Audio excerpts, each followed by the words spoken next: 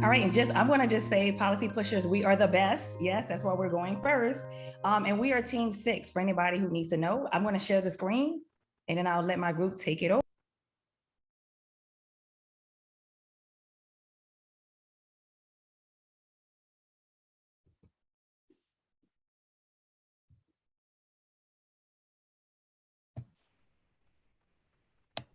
Okay, we can see it. All right. Good afternoon, and thank you for joining us. My name is Maya Griffin. I'm a student at Spelman College. I'm a part of Team Policy Pushers. My teammates are Benny, Zara, Carlos, and Max, and our mentor is Dr. Jacoba Williams. Today, we'll be discussing the relationship between redline areas and COVID vaccination rates. Vulnerable communities have been disproportionately affected by the COVID-19 pandemic, and this may be caused by historical redlining. Next slide. What is redlining? Redlining is a discriminatory practice of outlining areas with fairly large Black populations in red as a warning to banks. It was assumed folks in these areas were more likely to default on a loan, although there was no evidence to support this. Although redlining was banned more than 50 years ago, it has created negative lasting impacts on folks in urban communities. Next slide. So the question is, what's the relationship between redlining and COVID vaccination rates? And a quick description would be that redlining has been directly associated with higher social vulnerability indexes. So in the way that areas that have experienced historical redlining actually show or experience higher social vulnerability index. Additionally, we also look at the structural racism that is which an example of is redlining, and in that situation, it leads to lower confidence in the system for people who have experienced redlining. And lastly, there's also redlining has been associated with lower infrastructural development, which could be one of the barriers of vaccination rates. And the two main reasons we came across is lower vaccination rates can be associated with both perception barriers as well as structural barriers. Now, what process did we take?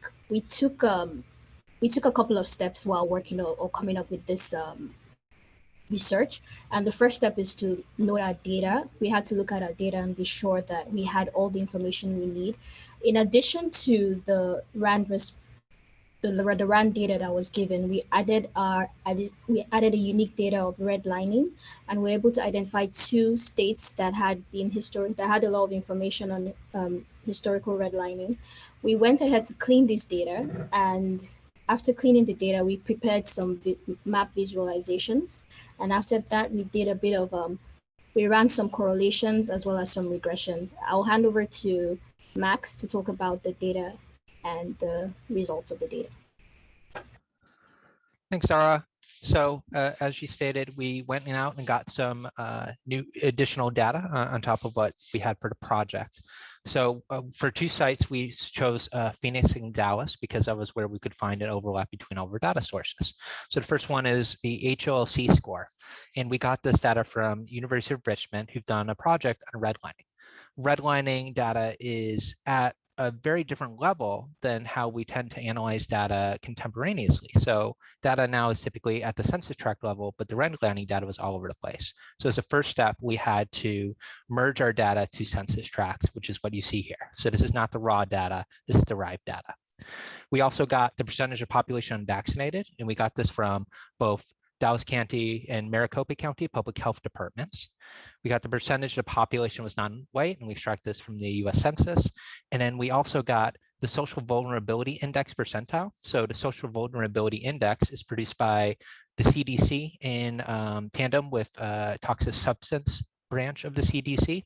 And this basically relates to how vulnerable communities are in an area based on a variety of factors in its indices. So things like median rent prices, percent of population unemployed, and several other indicators.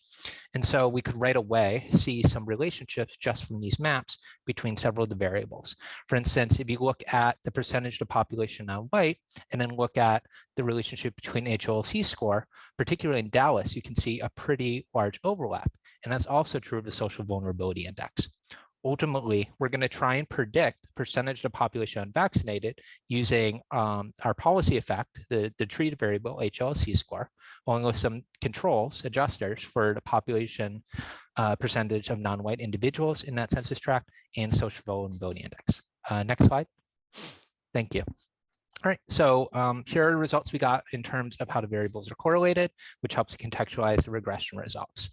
So in Phoenix, we had about 22 census tracts that we were able to merge successfully with the redlining data. In Dallas is 64. So there's a lot more precision on the Dallas side. When we look at this correlation figure, we can see here that some of these variables are tightly correlated. And so we can see SVI is really correlated with the percentage of population non-white. This is fine for our model because we're not trying to interpret the coefficients necessarily there. These are adjusters for the HLC score, but it is something to note that there's some multicollinearity there. So ultimately, you find that in both cities, that as HLC score increases, which means it's being rated worse and worse and worse, we see a proportional, or better, sorry, my apologies, I inverted the interpretation. We see a decrease in the percentage of population that's unvaccinated. So when you go from redlining with a D score to an A score, you see a 13% decrease in Phoenix in terms of the percentage of population unvaccinated, and a 21% decrease in the percentage of population vaccinated in Dallas. Next slide, and I believe I pass back to Maya. Our recommendations will cover two areas: structural and prospective barriers. Structural barriers are barriers that may limit someone's accessibility to vaccines. They include things like access to broadband, location, and work. And prospective barriers are barriers in which someone's personal feelings or perceptions about the vaccine may make them less willing to get vaccinated. Some prospective barriers are medical mistrust, misconceptions about the vaccine, and who is administering the vaccine. Next slide. As a group, we have found that mistrust and access to accurate information regarding the vaccine occur at the same time and are intersected, particularly in the Black community. How does this connect? Communities that are less likely to be vaccinated also lack access to broadband. Next slide. How do we address the other structural barriers? Mobile vaccine sites. This will address the concern of vaccine accessibility, missing work, worries about costs related to clinical visits, and proximity to vaccination sites. Next slide. These recommendations will help alleviate prospective barriers and increase medical trust. What does this look like? Firstly, we need to get the healthcare system to admit and take responsibility for past and current injustices. We can do this by increasing diversity in medical research. Partnerships. Partnerships between the healthcare system, respected officials in communities, and the people living within those communities. This will show them there are actually healthcare workers who care about their health and well-being. Making sure some of the healthcare workers at these sites represent the neighborhoods they are in. And lastly, providing patients with one-pagers about the vaccine will clear up any misconceptions they may have. Last slide. Thank you for listening. In honor of our mentor, the Beyonce of economics, we've decided to leave you with a rap lyric by Meek Mill. His song, What's Free, says, trying to fix the system and the way they designed it. This includes long-term impacts of redlining on economic opportunities and health outcomes. This is exactly what the policy pushers are doing. Thank you.